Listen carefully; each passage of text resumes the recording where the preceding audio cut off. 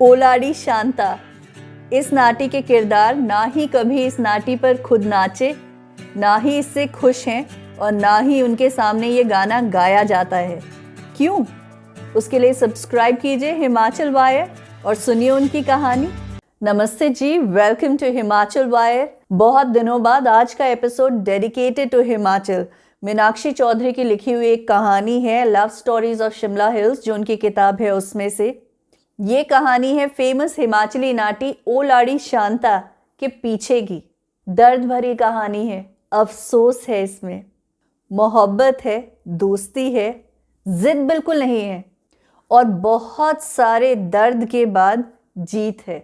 ये शब्द शांता, शांतु, झालरू दे नाले, वॉलीबॉल, ये शब्द आते हैं इस गाने में, जो पुराने वाला गाना है 1970s के एंड में जो ये गाना आया था फॉर द फर्स्ट टाइम, उसमें ये शब्द आते हैं। तो मीनाक्षी चौधरी जब love stories of Shimla hills लिख रही थी तो बाकायदा उन्होंने परमिशन मांगी थी शांता से, जो इस गाने की लाड़ी शांता है, उनसे उनकी कहानी बयान करने की, जो मुझे लगता है ये कहानी पढ़ने के बाद बहुत ज़रूरी थी इसको बयान करना। क्योंकि किसी के अंदर जो दर्द होता है ना, अगर वो अंदर ही रहे तो वो बहुत दुख देता है।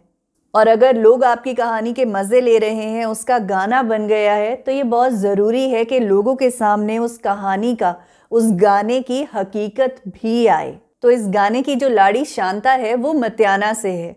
मतियाना शिमला से तकरीबन 45 किलोमीटर दूर हिंदुस्तान तिब्बत रोड पे है। शांता एक अच्छे परिवार से थी, गवर्नमेंट कॉलेज मतियाना में पढ़ती थी और स्पोर्ट्स में बहुत ही अच्छी थी। ऊंची, सुंदर, गोरी, एक ऐसी पर्सनालिटी जिस पे आंखें रुकती थी। लेकिन शांता का ध्यान किसी और चीज पे नहीं था। वो स्पोर्ट्स में अपना करियर बनाना चाहती थी। सिर्फ स्टेट लेवल पे ही नहीं खेली थी, नेशनल लेवल पे भी खेल चुकी थी। 6ठी कक्षा से वॉलीबॉल खेल रही थी। उस वक्त शांता हिमाचल में स्पोर्ट्स में अपना अच्छा खासा नाम बना चुकी थी। आप सुमन रावत से उनकी तुलना कर सकते हैं। शांता की कहानी कॉलेज से कुछ पहले स्कूल में शुरू होती है, 8th स्टैंडर्ड में।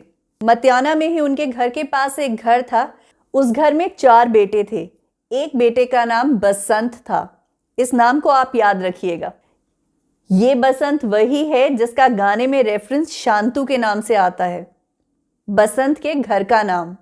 बसंत गवर्नमेंट कॉलेज शिमला में पढ़ा करता था।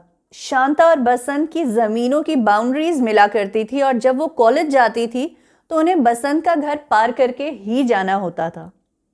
वैसे तो उस वक्त लड़के लड़कियां ज़्यादा बात नहीं किया करते थे, लेकिन क्योंकि शांता स्पोर्ट्स में थी, वो अपने को ठीक से कैरी करना भी जानती थी। और जब स्पोर्ट्स खेलते हैं तो आप लड़कों के साथ भी खेलते हैं और लड़कियों के साथ भी, तो वो जो थोड़ा डर रहता है लड़कों को लड़कियों से बात करने में और लड़कियों को लड़कों से बात करने में, खासकर उस वक्त 1970s में, वो शांता में नहीं था। जब शांता कॉलेज जाया करती थी और बसंत वहां होता था तो इन दोनों की थोड़ी बहुत बात होने लगी। बातें होते होते बसंत और शांता की दोस्ती हो गई।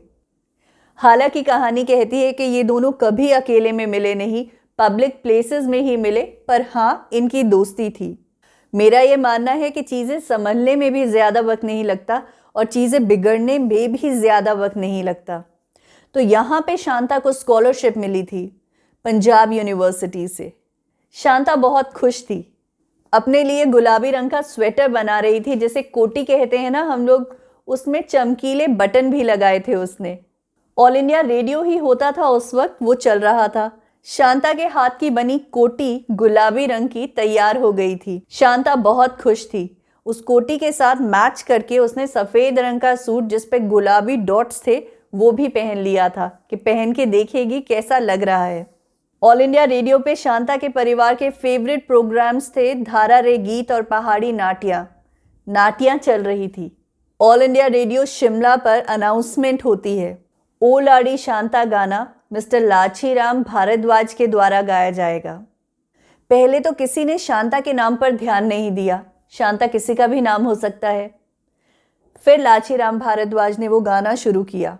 उसमें शब्द आए शांता, शांतु, झालरू दे नाले, वॉलीबॉल। शांता और उसके परिवार को 2 और 2 4 जोड़ने में ज़्यादा वक्त नहीं लगा। उस मिनट से शांता की जिंदगी में खुशियों के दरवाजे बंद हो चुके थे। मीनाक्षी चौधरी को अपनी कहानी सुनाते हुए शांता की आंखों से आंसू बह रहे थे। पहली बार अपनी कहानी उसने किसी को बताई थी। शांता ने मीनाक्षी चौधरी को बताया कि झालरू के नाले तो हम कभी गए भी नहीं, ना तो कभी अकेले में मिले, और ना ही जो बातें गाने में कही गई है वो सब हुआ है। जिस तरह शांता की सगाई किसी और से हो गई थी, बसंत की सगाई भी हो चुकी थी। इस गाने के बाद शांता और बसंत दोनों की ही सगाई टूट गई।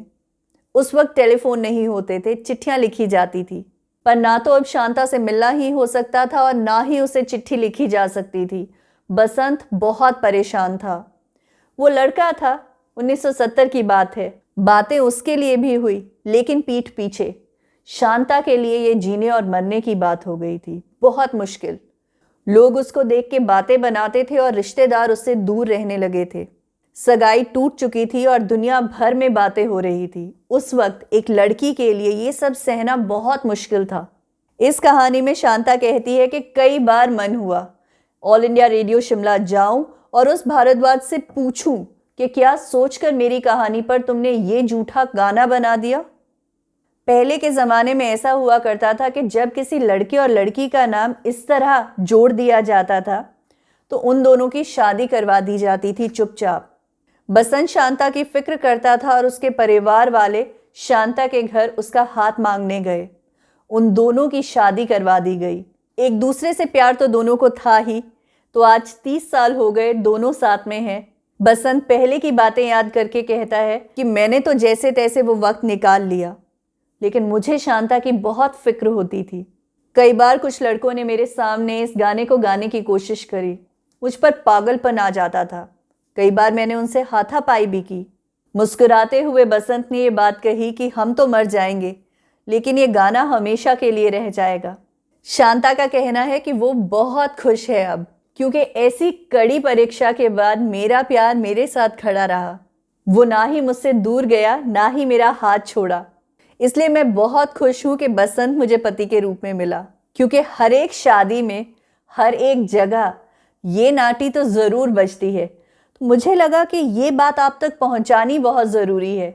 ये इसलिए क्योंकि जिनके नाम पे ये नाटी बनी है, ना तो उन्होंने ये कभी गाई, ना कभी इस पे नाचे, और ना कभी उनके सामने ये गाना गाया जाता है। हिमाचल प्रदेश की बहुत इंटरेस्टिंग बातें, बहुत इंटरेस्टिंग कहानियाँ सारी मिलती है हिमाचल वायर पे। सब्सक्राइब कर लीजिए इस चैनल को, बेल आइकन दबा दीजिए, ऑल हिट कर दीजिए, सारी नोटिफिकेशंस आपको आ जाएंगी। Thank you for watching Himachal wire.